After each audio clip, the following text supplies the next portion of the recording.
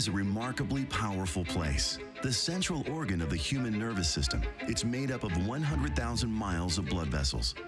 That's almost 4 times larger than the distance around the equator.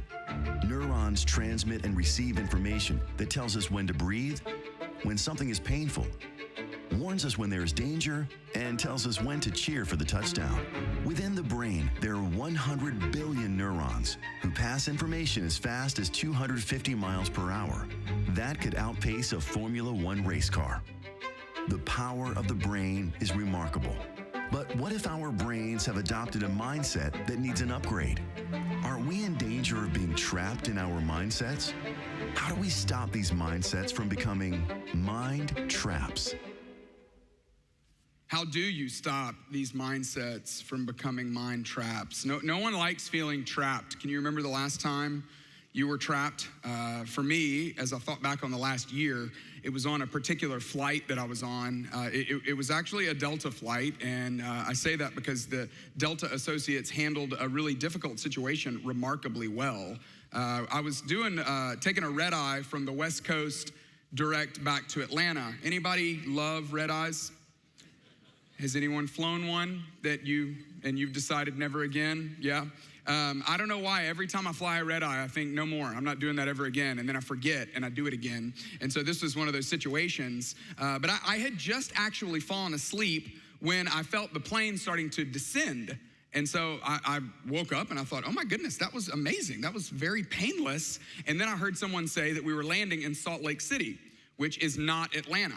And I quickly, as I got my bearings, I started realizing why. There was a passenger on the flight who was having a bit of a problem. He actually was he was angry, he was screaming, he had been trying to use the restroom. The problem was he was trying to use the restroom in the middle of the aisle, in the middle of the flight, which is not legal. So maybe, I don't know if it's illegal to do that, but it's definitely not appropriate. So he had spent a little too much time in the Sky Club before we took off, evidently. And so we were stopping in Salt Lake City to drop him off so that he could get some help.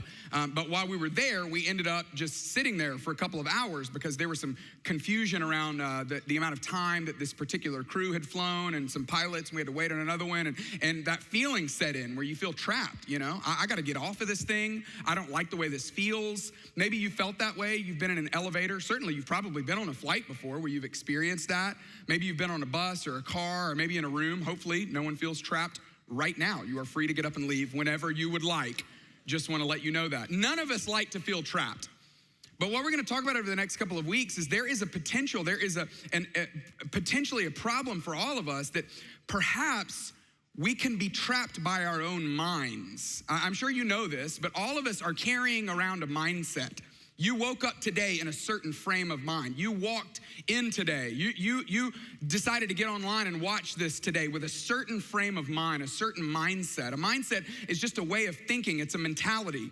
And you know this to be true, that you got to get your mind right, because once you get your mind right, everything else follows. The problem is we have these thoughts, and our thoughts, fortunately and unfortunately, can create feelings both in the here and the now. And it's not necessarily what happens to you, but it's the messages that you give yourself about what happens that determines your feelings. And not only do our thoughts create all of our feelings, but the thoughts that defeat us are almost always fraudulent or wrong or distorted or illogical. And sometimes they can form a cycle, a mentality that becomes a trap. So how do you know? How do you know when a mindset has become a mind trap? There's an ancient Greek philosopher named Epictetus who said this, that we are disturbed not by things, but by the view in which we take of them. We think it's the circumstances that are disturbing us, but no, it's our view of them that's actually disturbing us. That's what this series is all about. Specifically for today, I want to call your attention to this one Helen Keller quote. Helen Keller was born blind and deaf and went on to do so much good for our society. And she introduces the topic that we're going to talk about today. She says, self-pity is our worst enemy. If anyone could have had self-pity, it was her. She says, self-pity is our worst enemy. And if we yield to it, we can never do anything wise in this world. And so what I wanna do is, over the next couple of weeks, I wanna talk about 3 specific mind traps, 3 specific traps that all of us have the potential to get caught up in. Today, we're gonna talk about the victim trap. Next week, we're gonna talk about the trap of negativity. In week 3, we're gonna talk about the all or nothing trap. And my hope for every single one of us is that we would be able to get out of that feeling that all of us have. Maybe you have it right now, even as you heard what the next 3 weeks are gonna be about. You maybe immediately thought, oh, I know someone who's super negative. They definitely need to hear next week. There's nothing wrong with that, but I would love for us to get past that, to go, hey, what is in me? What actually is in my mind that could use an upgrade? Because the truth about all of us, no matter who you are, no matter what your background is, we're all on a level playing field in this regard. That all of us have been, will be, and maybe even possibly are currently being trapped by our own thoughts, our own way of thinking. And so today I want to talk about, what does it mean to be trapped in the victim trap? What does it mean to be caught up in that way of thinking where you feel like a victim? You see the world through the lens of, I'm a victim. I want to give you a couple of different scenarios. And I didn't write these scenarios about anyone specifically, so if this is a little too personal for you, I promise you, these were just generic examples to try to get everybody on the same page. Let me give you some examples here. You might have a victim mentality. You might be caught up in the victim trap. If maybe you're a parent who maybe your kid just got in trouble at school, just got in a fight at school. And maybe your natural inclination is, oh, it was not my kid's fault. Sweet little Johnny would have never done that. No, it was that other kid in his class's fault who was agitating, or it was the teacher's fault who allowed it to happen. But my Johnny would never do that. He's a victim. Or maybe at work, maybe there was a promotion that you really wanted and you didn't get it. And instead of evaluating, what did I do that led to this? Or what didn't I do that didn't put me in a better position? You just naturally think, oh, it's the boss's fault. It's her fault. She's always had it in for me. She's always had a problem with me. From the first day I started, she's never liked me. I can tell by the way she looks at me. It has nothing to do with the fact that I've spent a lot of time online messaging friends and shopping on Amazon. It's all the boss's fault. I'm the victim. Or maybe if you got in a car accident last year, maybe that motorcycle that was in the next lane just started to drift over into your lane and it caused you to hit something that you wish you wouldn't have hit. Immediately you go, well, it was his fault. It has nothing to do with the fact that maybe you were distracted in your own thoughts, weren't paying as much attention as you could have or should have or wanted to. No, you are the victim. Or maybe your best friend called. You were gonna go to dinner, you had the plans, they had been on the calendar for a while. But your best friend calls and says, hey, I can't go, I've got to study. And you just naturally think, study for what? I mean, you always make good grades anyway. Why do you need to study? Here she goes again, making up excuses as to why we can't hang out. This is so like her to do this. I'm done. You know what? Next time, I'm not even going to invite her. I'm the victim here. And it happens in church as well, right? Maybe if you're in a small group, you've experienced this.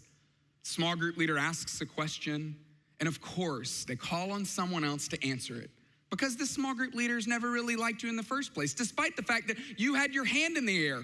And there were only 8 of you in the room anyway, so it should have been very obvious that you wanted to answer the question. But here he goes again, calling on someone else. The church is filled with cliques. The last church that I was in, they had cliques there as well. And here we go again. This church seems like it's got it as well. I'm telling you, we could go on and on and on with examples and illustrations, but the question is where in my life have I become, am I resorting to, am I trapped in feeling like a victim? Let me give you just a real clinical definition for this. A victim mentality causes us to blame everyone else for all of my problems. A victim might say things like, I'm always at a disadvantage because of my circumstances. Or everyone is always out to get me. Or everyone else has had it easier than me. It's always been hard for me. And I recognize sometimes that strong language like always and never can be off-putting, can be limiting. But let me just say this, that every single one of us has experienced the victim mentality. Every one of us in different areas of our lives are caught up in the victim trap. The conversations end up about my drama and my stories. It ends up becoming a self-affirming prophecy. I am miserable, therefore I am. Now let me just say too, before we get too deep into this, a word of caution. I recognize that there are actually victims in the world. In fact, there are victims that are here today. And I don't want to demean, I don't want to diminish, I don't want to just rush past what has happened to so many of you, whether it's crime or racism or sexism or abuse or many other kinds of injustices. That there are always truth to people's stories. Bad things happen to all of us. Life is not a rose garden. But let me just ask you, let me just invite you, even though, yes, you probably are a victim, would you consider evaluating, is this mentality good for me? Is it good for the people around me? Is there a way to think about this differently? At the very least, would I consider, instead of thinking of myself as a victim, what would it look like for me to think of myself as a survivor? Maybe that would open up a new way, open up new thoughts, and allow me to move past some of the consequences of the victim's trap. Where does this come from? What are the origins of the victim's mentality? Well, part of it comes from our temperament, right? I don't know what your personality of choice is these days. We have so many tests, right? Maybe you're a high D or a high S, or maybe you're a ESTJ with a QRX wing. Maybe you're a 7 with a 6 on the side. I don't know what your temperament is, your personality, but they are as plentiful as the grains of sand on the seashore, or so it seems. And so certainly there are temperaments or wirings or personalities that are more prone to feeling like this, to being caught up in this. But quite honestly, it probably comes from the home that we were born into, or the family that we were born into. Our family of origin probably is what causes us to think this way or feel this way. You know, there are certain homes, and maybe this is the kind of family that you grew up in, where it was just accepted that it was somebody else's fault. Maybe it was always the coach's fault or the principal's fault or the boss's fault. Maybe the script that so many people grow up believing, maybe you grew up this way, that if I'm miserable, you have to love me. And maybe you were allowed to just feel that way over and over and over again, day after day. And you used it to gain a sense of control. And maybe you've never actually challenged yourself. Is there a better way? Well, I want to introduce us today to a specific family, a family that we see in the Old Testament, a character in the nation of Israel who he had every right to feel like, to claim, to be a victim. Things did not go well for him. But instead, he was able to get past it. He was able to get above it. He was able to change his mind about what had actually happened in his life, and it freed him up to live a kind of life that he wouldn't have otherwise lived. His name is Joseph. Joseph is the son of Jacob and Rachel. Joseph, as far as we know, had at least 10 half-brothers, a full brother, and 1 half-sister. Joseph, from an early age, was preferred by his father.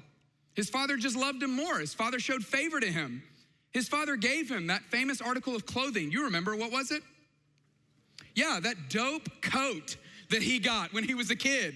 For me, it was the Oakland Athletics bomber jacket that I got that my sisters always wanted that they didn't get. But for Joseph, it was that coat of many colors that was his father's way of saying, you are better than all your other brothers.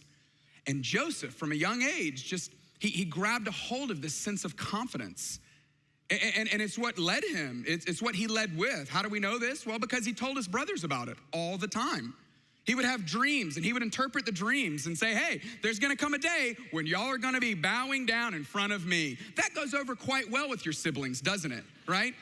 And so what did they end up doing? They ended up finding a pit and throwing him in the pit and leaving him for dead. Because a brother's gotta do what a brother's gotta do, right?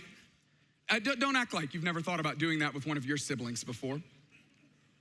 No, then they decided, you know what? We're not just going to leave him here. Let's take this a step further. Let's actually get something out of this situation.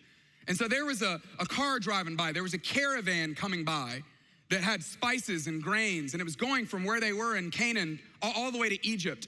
And they decided to sell their brother into slavery.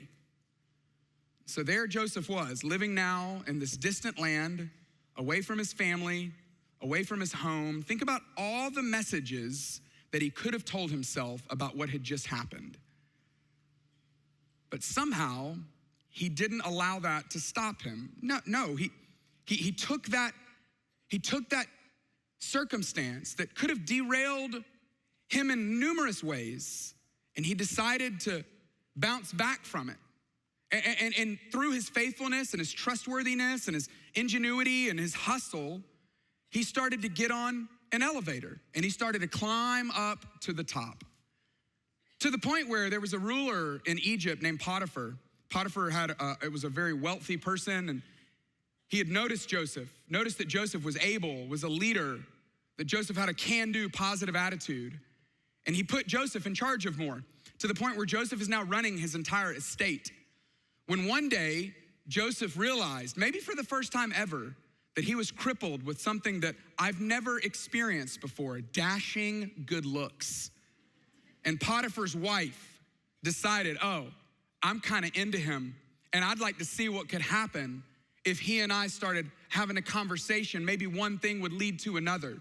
And so while he's there in her house, just the two of them alone, Potiphar's wife corners him and lets him know how she feels about him. And Joseph could have done anything in that moment.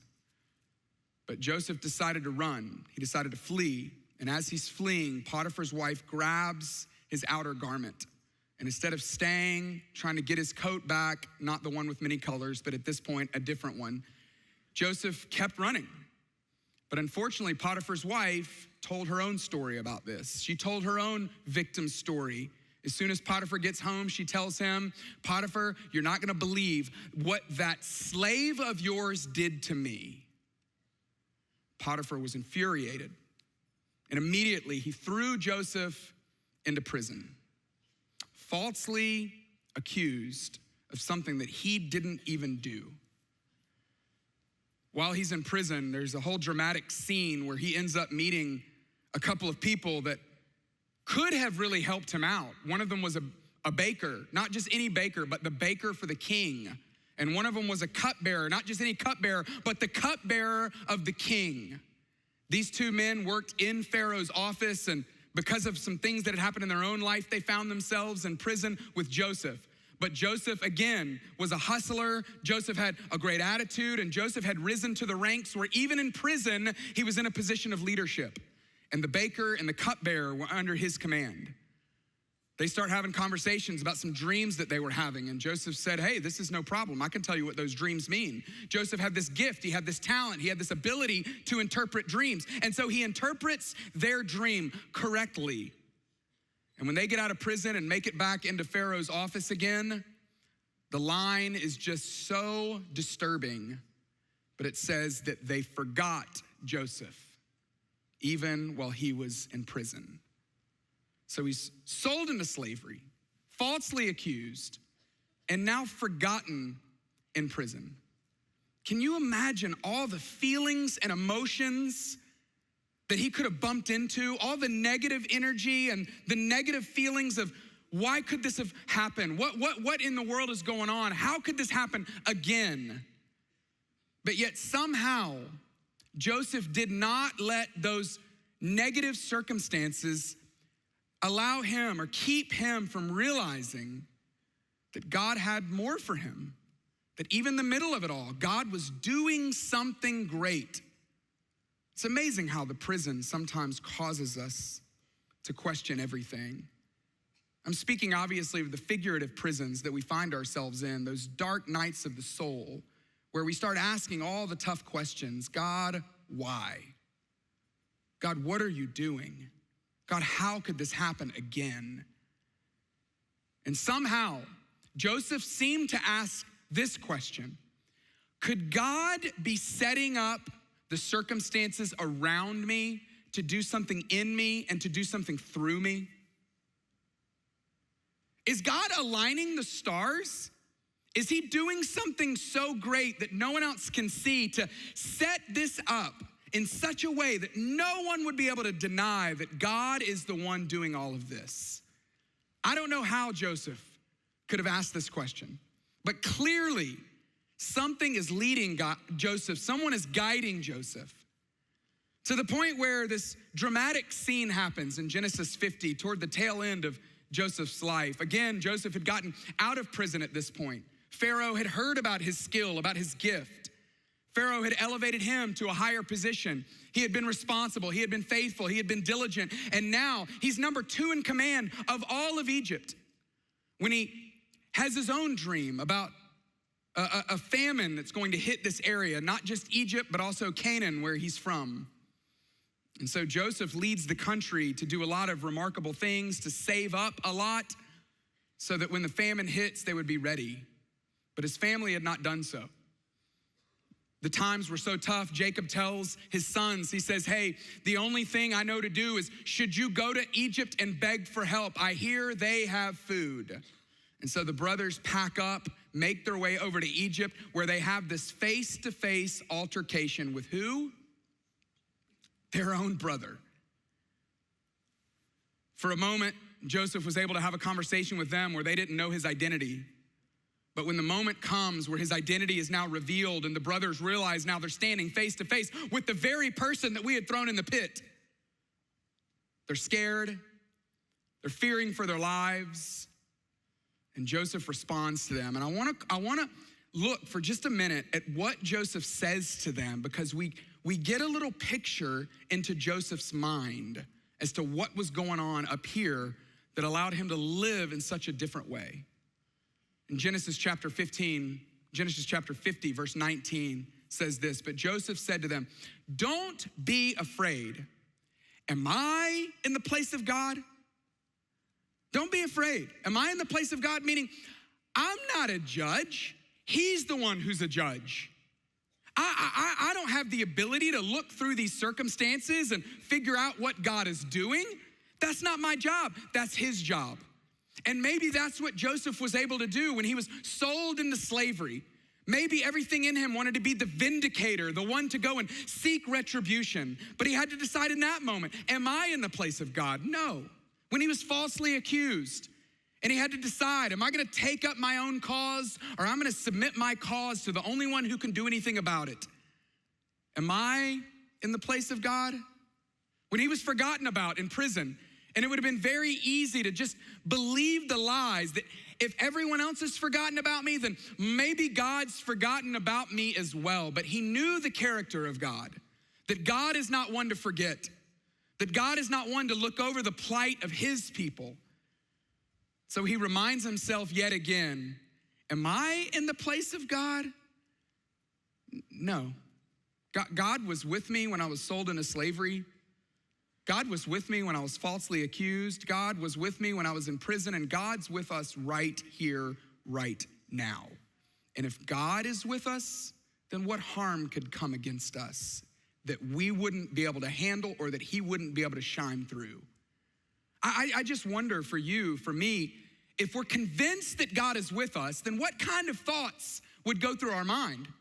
If we're convinced that God is actually, that the presence of God is here with us now, that the Holy Spirit of God, as followers of Jesus, lives inside of us, then are we really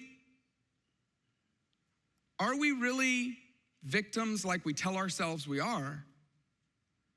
Look at the way Joseph reframes this in the next verse. He says, you intended to harm me, but God intended it for good, to accomplish what is now being done, the saving of many lives.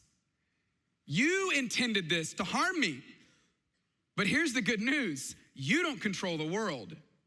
He does. And he's using this to set up something that none of us can see. He's aligning the circumstances. He's aligning the stars of Joseph's life, not just for Joseph's good, but for the good of those around him as well. Why would we not believe that too? Maybe God is aligning the circumstances of your life to do something great that you can't see right now. Yes, you might be a victim. Yes, you might have had wrong done to you. But what if you chose to believe, okay, that's all right. You meant it for harm. God's going to do something good through it. How would things change? How would it be different? What would it look like if we looked at our situation, our circumstances differently? Instead of being bitter, frustrated, angry, what if we read them differently?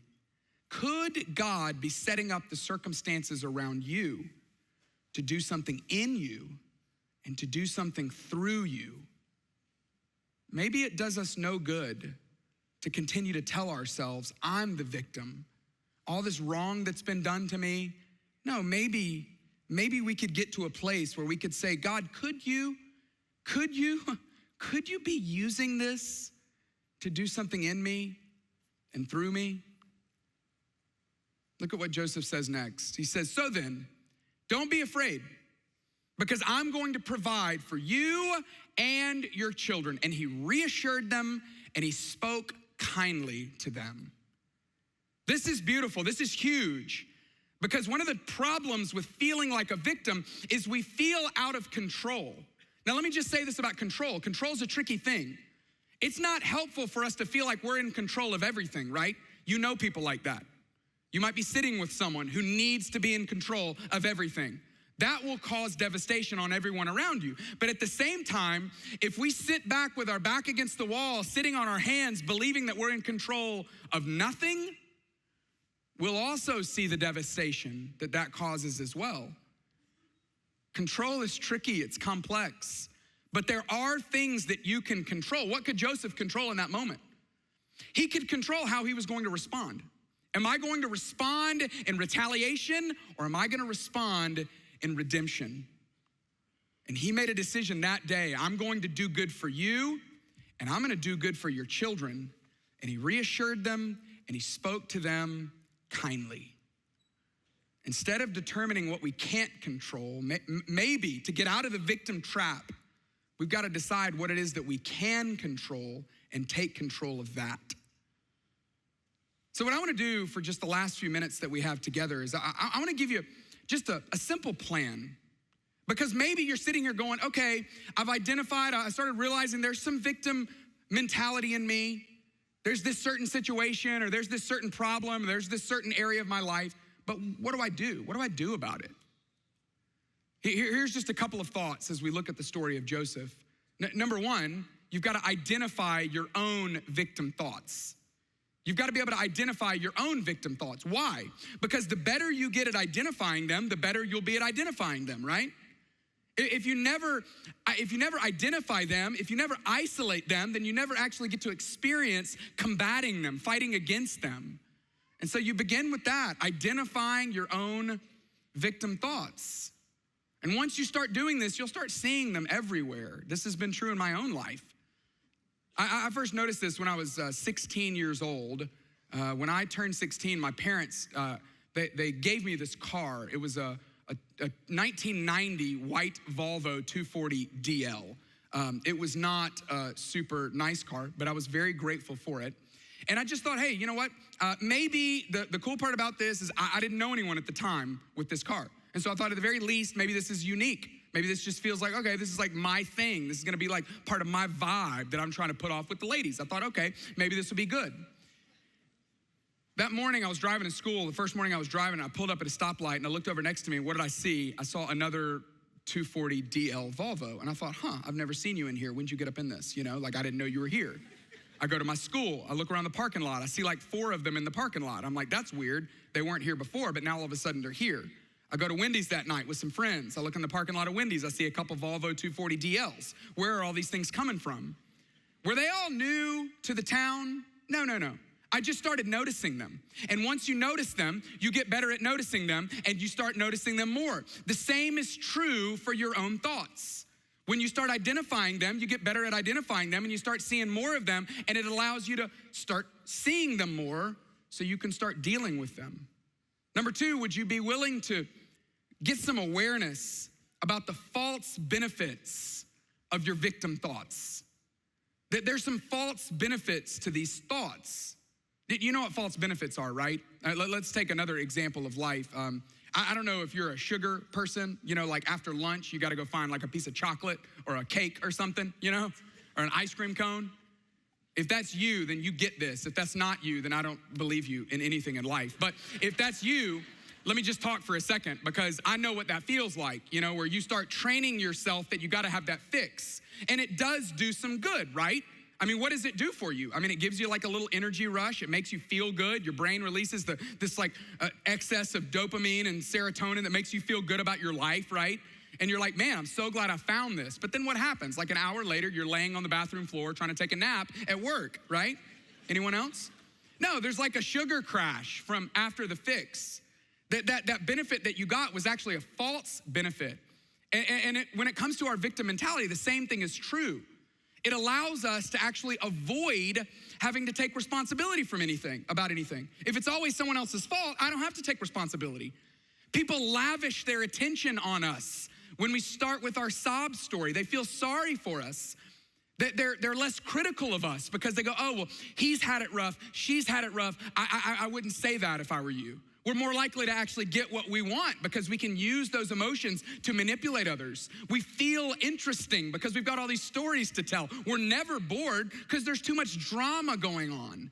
There's so many benefits that we have to be willing to make ourselves aware, hey, part of me likes this. And as we do that, it starts to take the power away from it. It starts to actually suck the power out of the victim mentality. And then lastly, after you've began to identify them, after you've made yourself aware of some of the false benefits, would you be willing to replace them with something more helpful? What's more helpful? Well, there's a number of things that are more helpful. You could start by just reminding yourself of a perspective that there is someone somewhere else in life that has it worse than you do that's doing better with it. Let me say that again. There's someone somewhere in the world that has it worse than you do and is doing more with it. That's something I remind myself of because it helps me get out of my own mind that's trapped in the victim mentality. Or maybe it's trying to find the silver lining that, hey, as bad as this is, God uses bad, God uses hard, God uses difficult. He makes us stronger in it. That's what he does. If it weren't for the hard situations in life, we just wouldn't grow like God wants us to grow because it's during the difficulty, it's against the resistance that we actually find the growth, make the gains. So maybe there is a silver lining. Maybe it's about finding gratitude. I know whenever I get caught up in the trap, if I can find something I'm grateful for, it snaps me back into the now and reminds me that there is something that I do have right now. Maybe it's finding what you can control. If we take a page from Joseph's book, look at what he did. He did something for someone else. Maybe you could decide, hey, whenever I catch the victim thought, I'm gonna find something I can do for someone else. Because when you do for someone else, it gets you out of thinking only about you. It's a little gift that God gives us. I don't know what you need to replace it with, but would you choose to replace it with something more helpful? And would you choose to believe that maybe God is aligning the circumstances around you to do something in you, to do something through you? Would you choose to believe that this breakdown, that any breakdown in life, any breakdown in circumstances or situations or relationship, it's just an opportunity for God to break through? That this is God's opportunity to break through, break out, and shine. See, if we're gonna get out of the victim mentality, we can't just look at Joseph. No, we also gotta talk about Jesus. Because Joseph really was a forerunner for Jesus. Joseph really is a type of Jesus. Think about it this way. Jesus himself, he was sold into slavery. But what does that mean? Well, he became a human. He had all the power in the world, but he allowed himself to be constrained by humanity. Jesus was falsely accused. He went to the cross. He didn't deserve it. He was accused of things that he had never done. Jesus was forgotten about. See, there was a moment in Jesus' life when he gives his life up on the cross where he took on being a victim so that you and I could experience victory. He became a victim for us so that we could experience the victory, the freedom of not being caught up in the trap. If you want to get out of the victim mentality, if you want to overcome your victim mentality, you got to look at Jesus. You got to know Jesus. You got to follow Jesus. The Apostle Paul in Philippians 2, I want to call out this verse because he used the term mindset. He said, in your relationships with one another, have the same mindset as Christ Jesus. And then he tells us about Jesus. Listen to what he says. He says, who, being in very nature God, did not consider equality with God something to be used to his own advantage. Rather, he made himself nothing by taking on the very nature of a servant and being made in human likeness. And being found in appearance as a man, he humbled himself by becoming obedient to death, even death on a cross. Therefore, God exalted him to the highest place and gave him the name that above every name. And at that name, the name of Jesus, every knee should bow in heaven and on earth and under the earth. And every tongue would acknowledge that Jesus Christ is Lord, to the glory of God the Father. Jesus became a victim for you. So would you choose to live in the victory that he provided? Freedom is always so much better than being trapped. So my hope, my prayer for every one of us is that we would get to a place where we could go, you know what, God, there's a lot going on around me. And instead of feeling like a victim, I'm gonna choose to believe that you are aligning the stars. You're aligning my circumstances, the circumstances around me, to do something great in me and to do something great through me for your name and for your sake. Let's pray together. Father, first of all, we thank you for Jesus, for taking on death, taking on our sin, taking on our shame, becoming the true victim. I pray that today would be a day of victory, not because of who wins a game, but because of who overcomes. I pray that we would taste freedom, and as we taste freedom, that we would just want more of it, and more of it, and more of it. God, you didn't design any one of us to live in the trap. So I pray that today would be a day where you release the captives, each one of us, one at a time, in power and in kindness, in truth and in goodness. And we just thank you for Jesus. We pray all of this in his matchless name. Amen.